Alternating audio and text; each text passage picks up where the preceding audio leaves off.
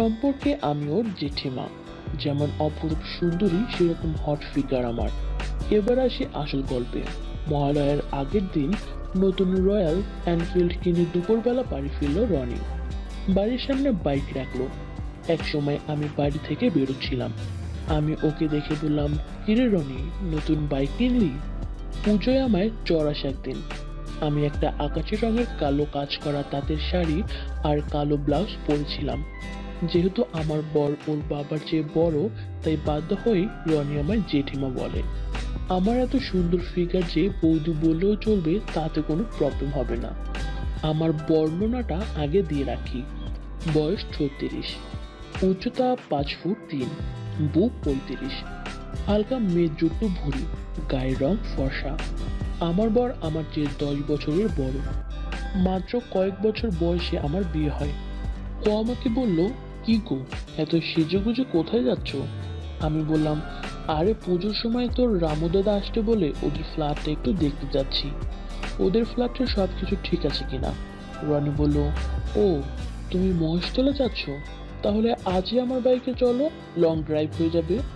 দারুণ একটা ফ্লাইওভার হয়েছে ওই রোডে। আমি একটু ফ্রেশ হইনি। আমরা তাহলে 4:30টায় বের হব, কি বলো জেঠিমা?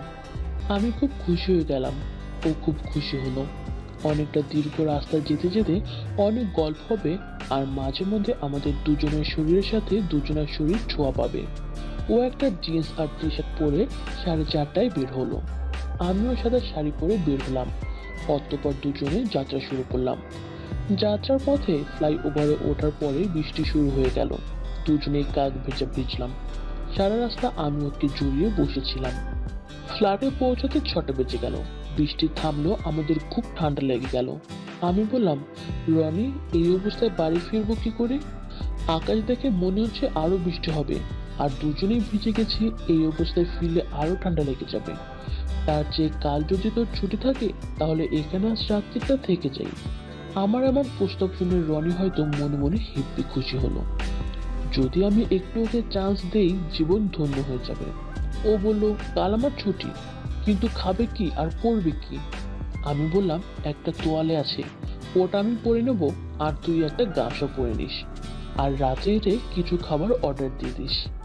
আমি স্নান করে আসি, আমার হয়ে গেলে তুই স্নান করে নিস। এই বলে আমি বাথরুমে ঢুকে গেলাম। ও বারান্দায় দাঁড়িয়ে সিগারেট খাচ্ছিল, আর ধোয়ার গন্ধ আমি বাথরুম থেকে পাচ্ছিলাম। দারুণ লাগছিল 13 তলার বারান্দায় দাঁড়িয়ে গঙ্গা দেখতে। তখনও জানতাম না যে এর চেয়ে অনেক সুন্দর রাত ও আমাকে উপহার দেবে। চিটকিনি খোলার আওয়াজে ওর টনক নড়ল। আমি বাথরুম থেকে বের হলাম। একটা বাসন্তী রঙের তোয়ালে বুক থেকে হাঁটুর উপর অব্দি ঢাকা। ও অবাক হয়ে আমাকে দেখছে। কিছুক্ষণ পরে আমি বললাম, রনি, সারা রাত তুই আমায় দেখতে পাবি, এখন স্নানটা করে আয়। আমি গিজার চালিয়ে এসেছি, আর প্যান্ট গেঞ্জিটা আমায় দিয়ে যা, আমি রান্নাঘরের দড়িতে মেলে দেই, তাহলে কাল শুকিয়ে যাবে। সমস্যাটা হলো অন্য জায়গায়। আমাকে এই অবস্থায় দেখে ওর যন্ত্রটা দাঁড়িয়ে গেল। আমি ওর দিকে তাকিয়ে লক্ষ্য করলাম।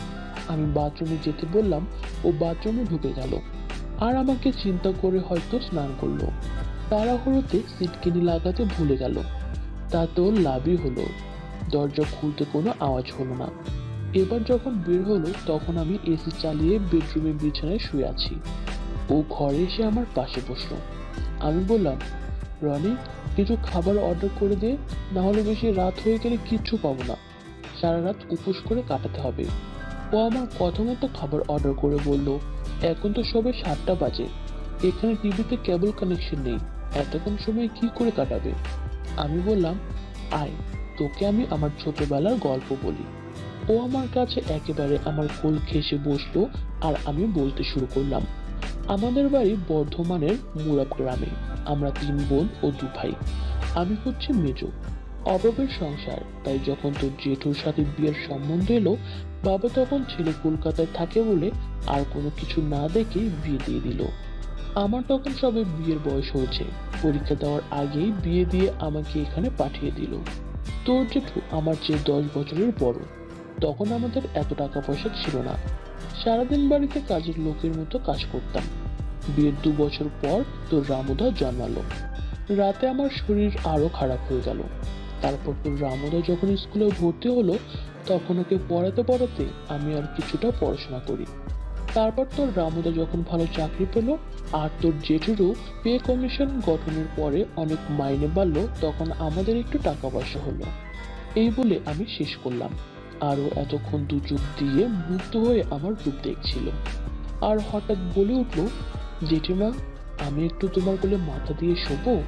আমি বললাম, আয়, এতে আবার বলার কি আছে, তুই তো আমার কাছের ছেলে, দে আমার কোলে মাথা দিয়ে শুয়ে থাক। এবার আমি ওকে জিজ্ঞাসা করলাম, কিরে রনি, তোর গার্লফ্রেন্ড নেই? ও বলল, না, এখনকার মেয়েদের অনেক ঝামেলা, আর মনের মতো কাউকে পায়নি, তাই কোনো গার্লফ্রেন্ড করা হয়নি। আমি বললাম, তা তোর মনের মতো মেয়ে কেমন হবে শুনি? ও কোনো কিছু না ভেবে বলল, তোমার মতো হবে, স্মার্ট, সুন্দরী, হট। আমি ওর কথা শুনে থমকে গিয়ে বললাম, আমি সুন্দরী ঠিক আছে, কিন্তু বাকি তিনটে নয়। ও বলল, কেন? তুমি যে কত স্মার্ট সেটা কি তুমি জানো? এতটা রাস্তা কি সুন্দর আমার সাথে বাইকে করে এলে, আমায় জড়িয়ে বসলে। আমার তো খুব ভালো লাগলো, মনে হলো আমি যেন আমার গার্লফ্রেন্ডকে নিয়ে আসলাম। আমি বললাম, ওরে বাবারে, তোর এত ভালো লেগেছে আমায়, শুনেও শান্তি পেলাম। আমার মতো এই বুড়োকেও যে কারোর ভালো লাগতে পারে তা তো জানতাম না। সে না হয় হলোই আমি স্মার্ট, কিন্তু বাকি দুটো, ওই কি যেন বলি, হট অ্যান্ড সেক্সি, সেটা কিভাবে? ও বলল, তোমার যা ফিগার, যে কেউ তোমায় হট বলবে। আর তাছাড়া তোমায় দেখে মনে হয় না তোমার এত বড় ছেলে আছে, নাতিও আছে। আমি বললাম, তাহলে কি মনে হয় আমায়? ও বলল, মনে হয় তোমার বয়স ওই 25-এর কাছাকাছি হয়তো, একটা ক্লাস 3 বা 4-এ পড়া বাচ্চার মা। কথা শেষ করতে না করতেই কলিং বেল বেজে উঠল। আমি বললাম, মনে হয় খাবার এসেছে, আমি এই অবস্থায় বাইরে যাব না, তুই যা প্লিজ, খাবার নিয়ে আয়, আর যাবার সময় আগে এই দরজাটা বন্ধ করে ওটা খুলবি। ও কথা মতো কাজ করে আমাকে ডাইনিং টেবিলে খেতে ডাকলো। খাওয়া শেষে আমি বললাম, চল তাড়াতাড়ি শুয়ে পড়ি, কাল ভোরবেলা উঠে মহালয় শুনবো। ও আমার কথা মতো আমার পাশে শুলো। ও আমায় বলল, জেঠিমা পাশ বালিশ নেই? পাশ বালিশ ছাড়া আমার ঘুম আসে না, আর তাছাড়া এই 9:45-টার সময় কোনোদিনও আমি ঘুমাইনি, এখন ঘুম আসবেই না। আমি বললাম, তাহলে কি করা যায়? যেহেতু পাশ বালিশ নেই, তুই আমাকে জড়িয়ে শো, আর মোবাইলে একটা সিনেমা চালু কর। ও হয়তো চান্স নেওয়ার জন্য আমায় বলল, আমার মোবাইলে তোমাকে দেখানোর মতো সিনেমা নেই, অন্য রকমের সিনেমা আছে যেটা দেখলে আর সারা রাত ঘুমই আসবে না আমাদের দুজনেরই। তাছাড়া এত সুন্দর মহিলার সাথে সেই সিনেমা দেখলে নিজেকে কন্ট্রোল করতে পারবো না। আমি বললাম, ওরে দুষ্টু ছেলে, আমি বুঝতে পেরেছি কি সিনেমা আছে, কিন্তু আমি কোনোদিন এই সিনেমা দেখিনি।